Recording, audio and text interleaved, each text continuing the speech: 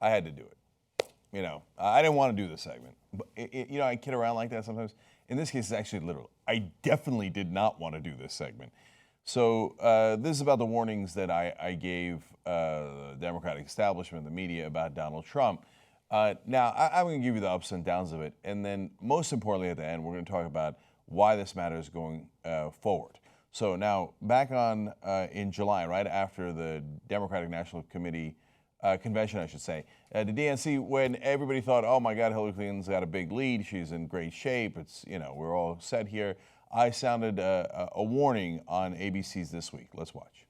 But right now, looking at it, I have Hillary Clinton at 280 and Donald Trump at 258. I have Hillary Clinton winning every swing state with the exception, I believe, of North Carolina, which I think we can call a swing state, 332 to 206. All right, so George, I did the states. I didn't look at the numbers ahead of time. I got to 269, 269. I started with the Obama-Romney map from 2012, and I did a little bit of flipping. I've got Trump at 279, 259. I gave him Florida, Ohio. He was a loser a minute ago. Wait a minute. No. Winning the presidency. No, listen. So in his life, he's had a great track record of failure, bankruptcies, running from Vietnam, everything like that. But he's a populist candidate when the country is angry, and you've run, and it's the most establishment candidate we've ever seen against him. It was a terrible idea by the Democrats to support Hillary Clinton. So you're so hot against him today because you think he's going to win.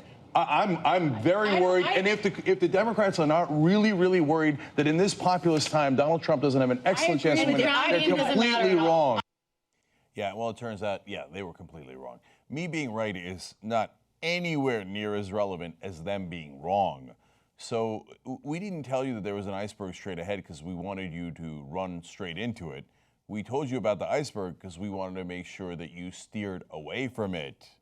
But they did not listen to those warnings. By the way, the electoral vote as it stands now, 279 to 228. Now, there's a couple of states still outstanding the day after the election. What was the number I gave for Trump? Oh, right, 279. Okay, now, but again, a little bit of kidding there because there's still a couple of states outstanding, and he'll probably win some of them. So his number will actually be higher than what I suggested. And in fact, I said this last night during our live coverage. Even I didn't think he was going to pick up Wisconsin. That was totally surprising to me. And so, and again, let's give context here. I didn't always get it right at all. That was back in July. Now, on September 14th, here on the Young Turks, I made a slightly different prediction. The theme is the same. This is a very close election. Democrats, watch out, watch out. But here I got it wrong. Let's watch. I did not look to make this a close election. I didn't look to do the math as I was going along. I just looked at the polling and again, combination of my experience, et cetera, and I put the states in the different categories. Then I tabulated at the end to see who would win. And as it turns out, if I'm right about all that, Hillary Clinton in a razor-thin victory, 272 to 266. It doesn't get any closer than that. So it turned out she did not win, but it was a very close election. And so what I talked about in that clip a lot was, hey, my experience says that there is a populist mood here. And when that happens, and they're polling likely voters, you're not getting all the voters that you will normally get. Because, there's a great number of reasons for that. I don't want to get back into it. But there's the excitement level on one side, lack of excitement on the other side, and people who don't normally vote coming out to throw, in essence, as I explained, a brick through the window of the establishment.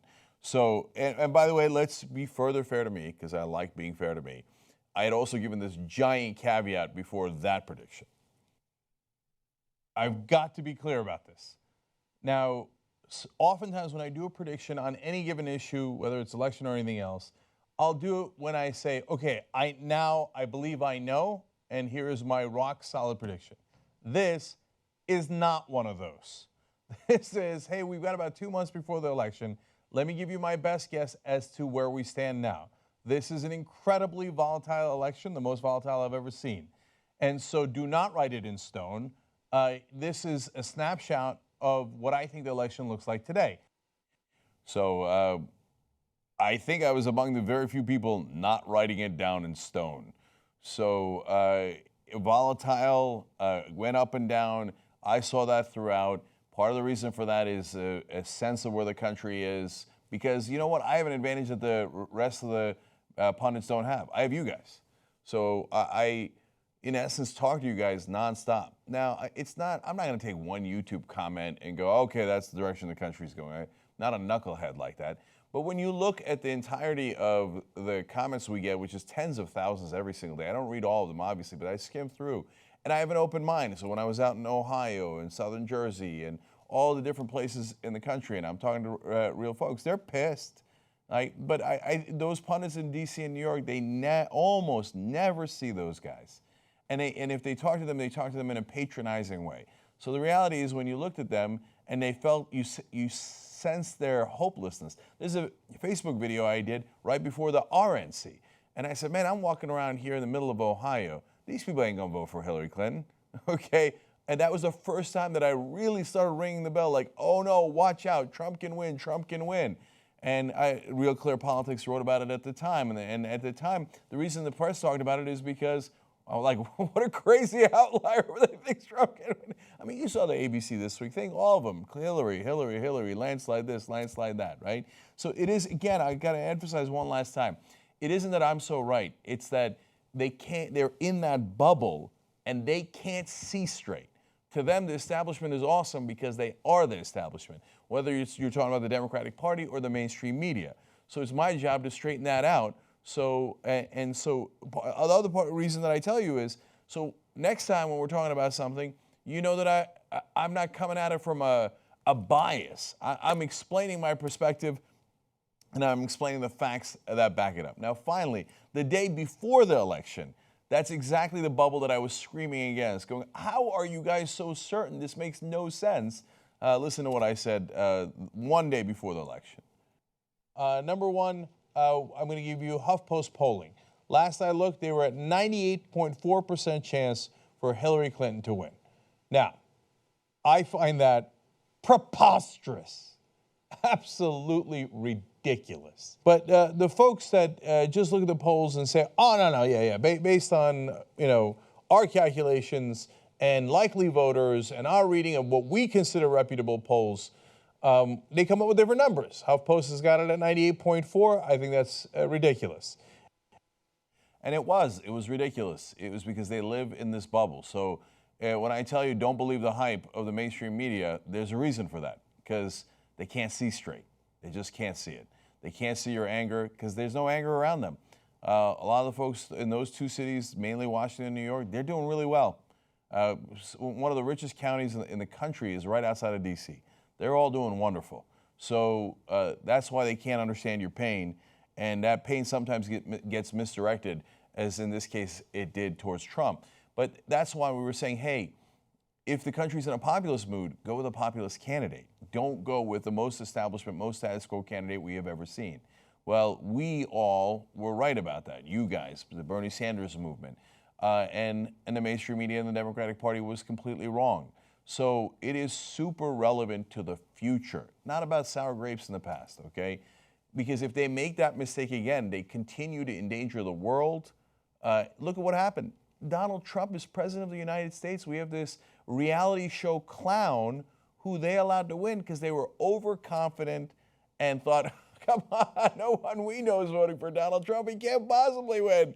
98.4% chance.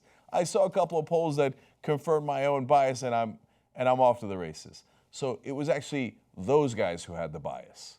So we try to play it straight for you here, because whether you want something or you don't, you've got to deal with reality. I didn't want Donald Trump as president, but I was worried that it might happen because I saw some of the handwriting on the wall that they refused to look at. So don't make that mistake again. Don't do it, okay?